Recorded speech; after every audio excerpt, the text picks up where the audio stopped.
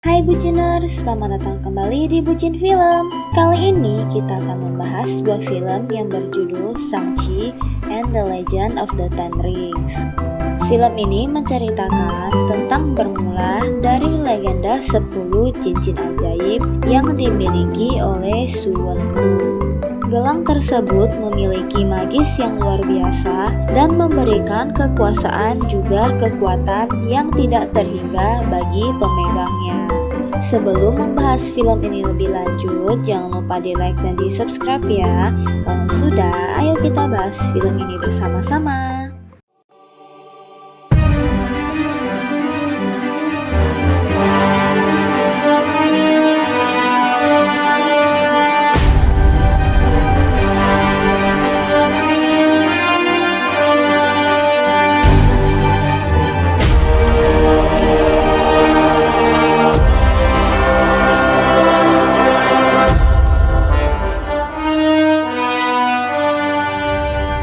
Film dimulai terlihat sekelompok prajurit bersiap akan perang yang dipimpin oleh Wenwu.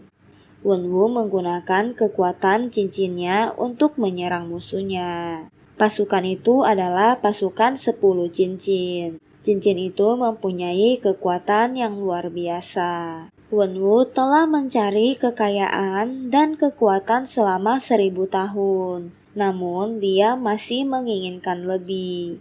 Wenwu mendatangi seseorang dan menanyakan sebuah desa tersembunyi dengan makhluk mistis dan sihir kuno. Tempat itu mengajar bela diri dari para dewa. Wenwu ingin mendatangi tempat itu. Dia menaiki sebuah mobil dan memasuki hutan yang tiba-tiba bergerak. Kemudian mobil yang dia tumpangi terjatuh, namun Wenwu selamat. Wenwu menelusuri hutan itu dan menemukan seorang wanita yang menggunakan topeng. Wenwu menanyakan jalan untuk ke Talo, desa yang dia ingin datangi. Wanita itu bilang Wenwu tidak diperkenankan mendatangi tempat itu dan menyuruhnya pulang.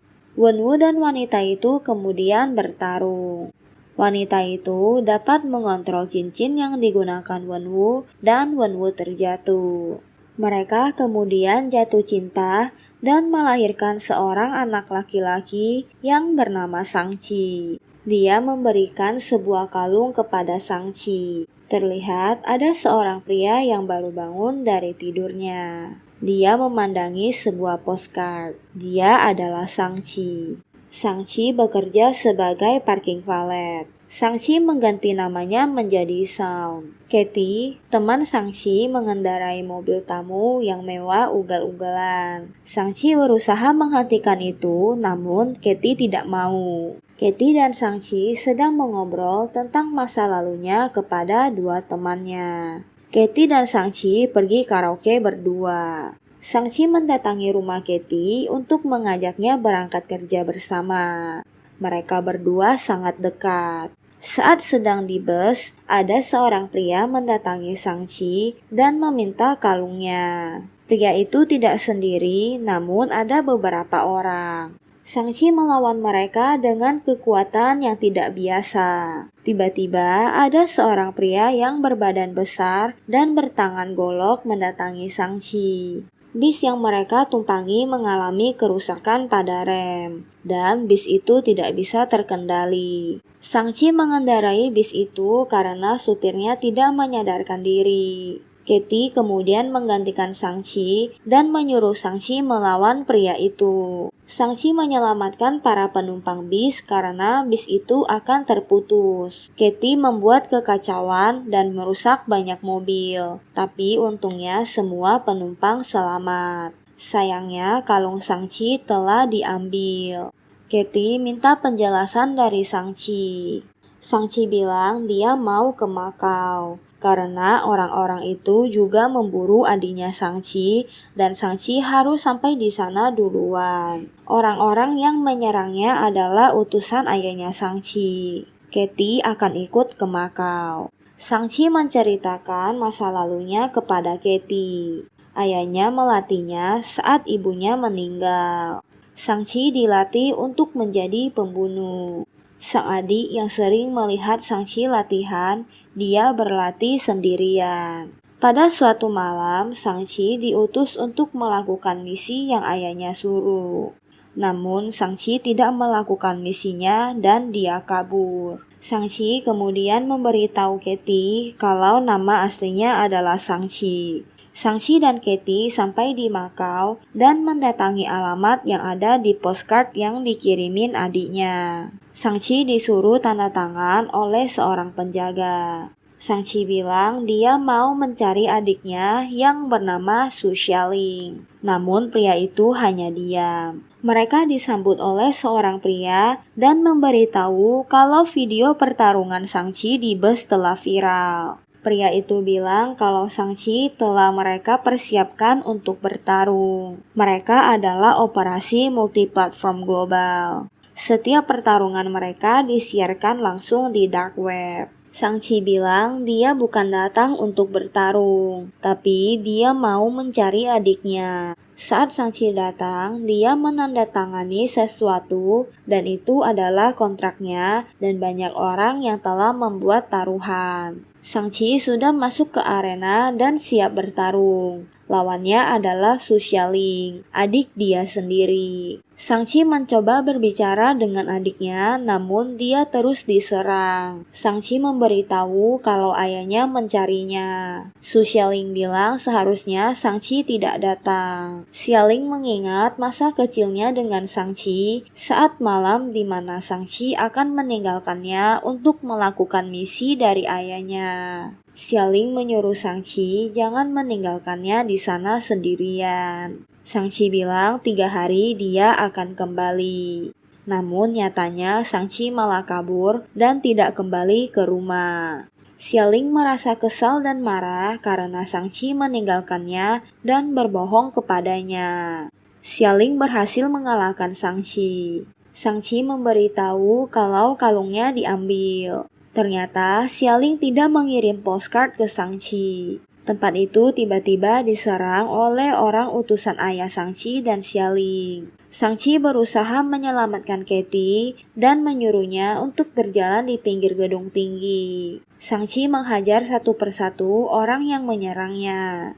Shang-Chi terjatuh dan terus diserang. Katie diserang dan dia hampir terjatuh. Shang-Chi dengan cepat mendatangi Katie dan menolongnya. Namun Shang-Chi disetrum dan Katie terjatuh. Untungnya Katie berhasil ditolong oleh Xiaoling. Xiaoling dan Shang bekerja sama untuk melawan orang-orang itu. Pria bertopeng itu berhasil mengambil kalung Xiaoling. Shang-Chi langsung mengejarnya lalu menghajarnya. Mereka bertarung. Shang-Chi hampir membunuh pria itu, namun Wenwu datang dan menghentikannya. Dia menyuruh Shang-Chi untuk kembali ke rumah. Semua prajurit menyambut kepulangan Xiaoling dan Shang-Chi. Wenwu bilang sudah saatnya Shang-Chi berada di sampingnya. Namun Shang-Chi bilang itu tidak akan pernah terjadi. Wenwu menceritakan masa lalunya kepada Katie. Dia juga menceritakan kalau ibunya Shang-Chi meninggalkan segalanya agar Wenwu dan dia bisa bersatu. Wenwu juga melepas 10 cincinnya. Namun saat dia meninggal, Wenwu merasa tersesat dan mengenakan 10 cincin itu lagi. Wenwu menceritakan legenda Talo. Wenwu tidak bisa menemukan desa itu, tapi dia berhasil menemukan apa yang mereka sembunyikan di sana. Ada sebuah gerbang jauh di dalam pegunungan. Wenwu bilang kalau ibunya menunggu mereka di sana. Wenwu melanjutkan kalau ibunya sendiri yang memberitahunya kalau dia ada di sana. Ibunya meminta bantuan agar diselamatkan dari orang-orang desa. Saat mereka jatuh cinta, ibu Shang-Chi ingin mereka tinggal di Talo. Namun, Wenwu tidak diizinkan karena mereka bilang kalau Wenwu tidak pantas. Wenwu berpikir kalau orang-orang Talo mengurung istrinya. Xiaoling dan Shang-Chi merasa semua itu tidak masuk akal. Wenwu memasangkan liontin Xiaoling dan Shang-Chi di mata naga dan tempat itu muncul air yang berubah menjadi sebuah petunjuk jalan ke Talo. Jalan ke Talo dijaga oleh labirin hidup, tapi hanya ada jalan langsung melalui hutan yang hanya terbuka setahun sekali di Qingmingcie. Untuk melewatinya, mereka harus tahu rute dan waktu yang tepat saat tempat itu terbuka. Wenwu bilang dia tahu keduanya. Wenwu memberitahu kepada prajurit, 3 hari dari sekarang mereka akan menyelamatkan istrinya dan membawanya pulang. Alasan kenapa Xialing dan Shangqi disuruh pulang adalah untuk membantu Wenwu. Wenwu bilang dia akan membakar desa Talo kalau mereka tidak mengizinkannya masuk. Shangqi berusaha menghentikan ayahnya, namun dia diserang. Begitu juga dengan Xialing. Mereka kemudian dikurung. Wenwu terus mendengar suara dari sang istri yang meminta tolong. Saat mereka dikurung, mereka mendengar suara aneh.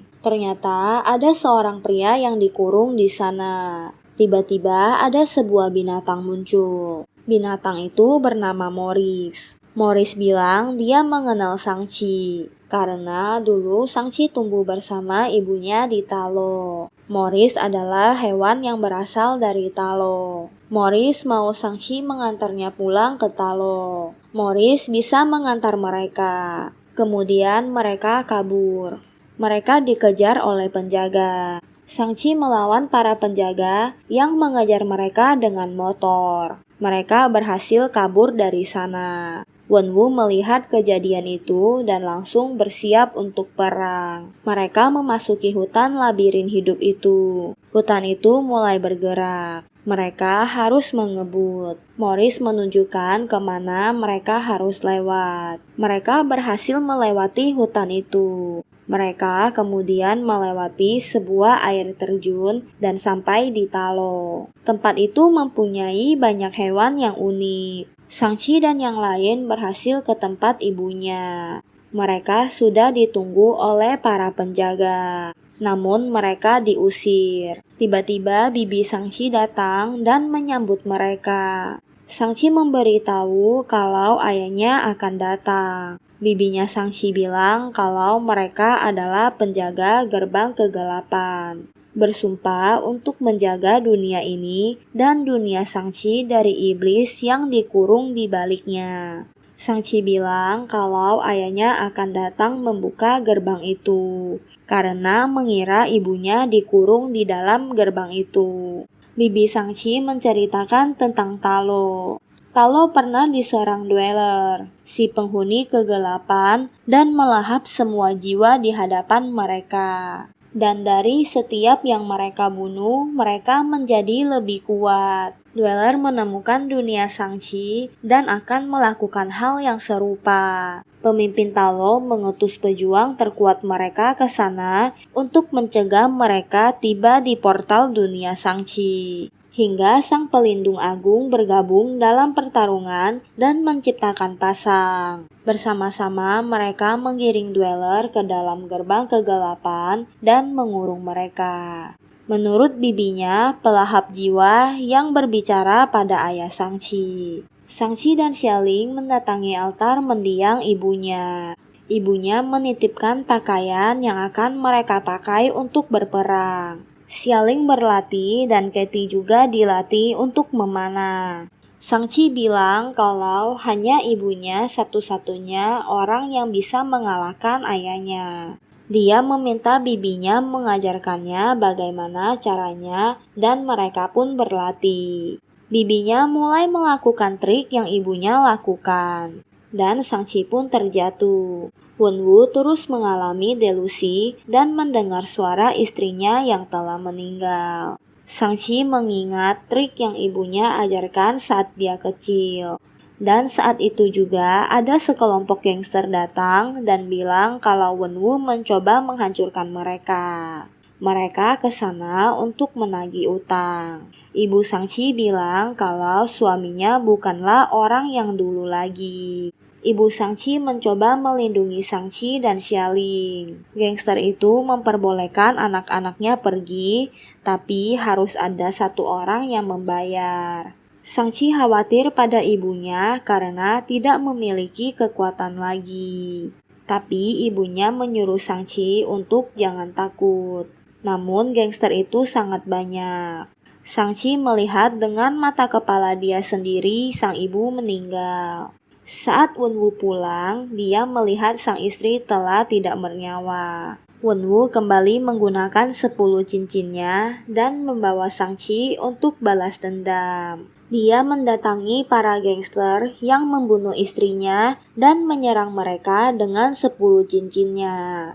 Wenwu bilang ke Sang Chi kalau utang darah harus dibayar dengan darah. Sang Chi terlihat ketakutan. Wenwu meminta bantuan Sang Chi dan Sang Chi mengiyakan karena takut untuk menolak. Wenwu menyuruh Sang Chi untuk membunuh orang yang bertanggung jawab atas kematian ibunya. Di saat itulah dia kabur.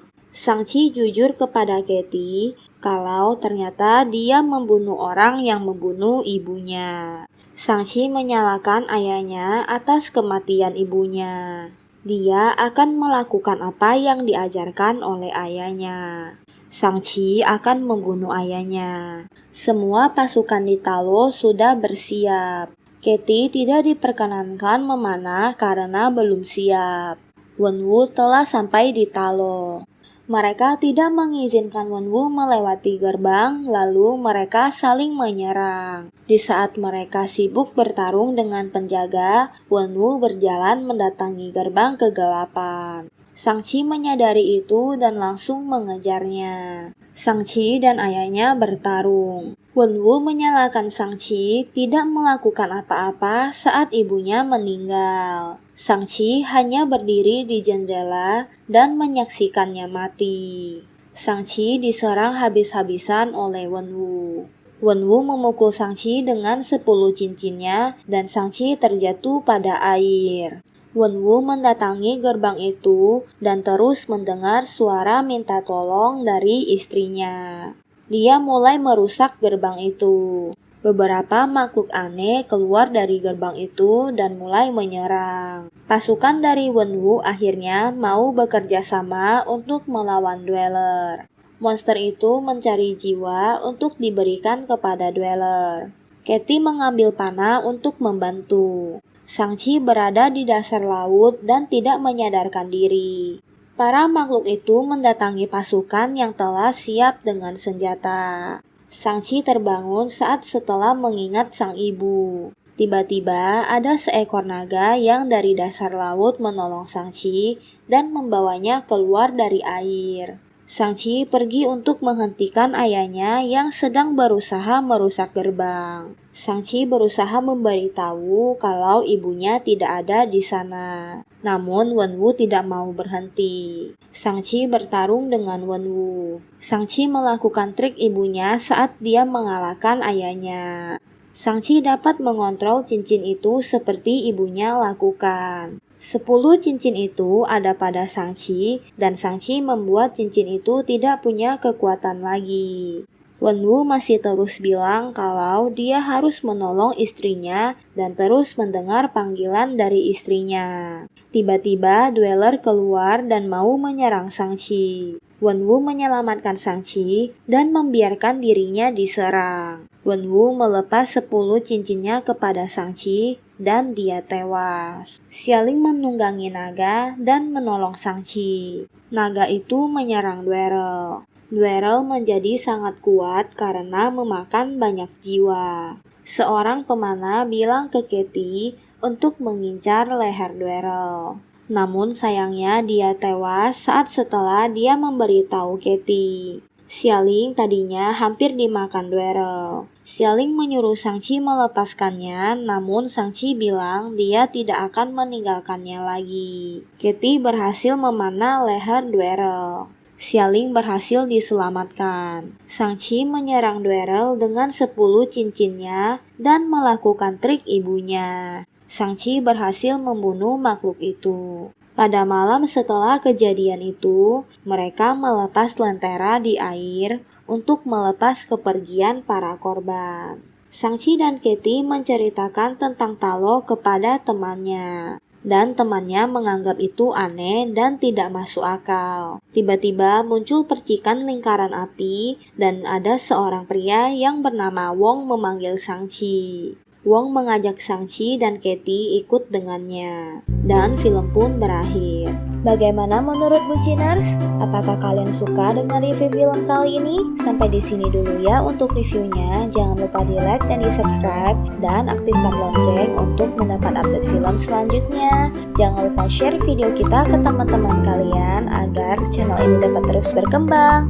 See you next video. Thank you.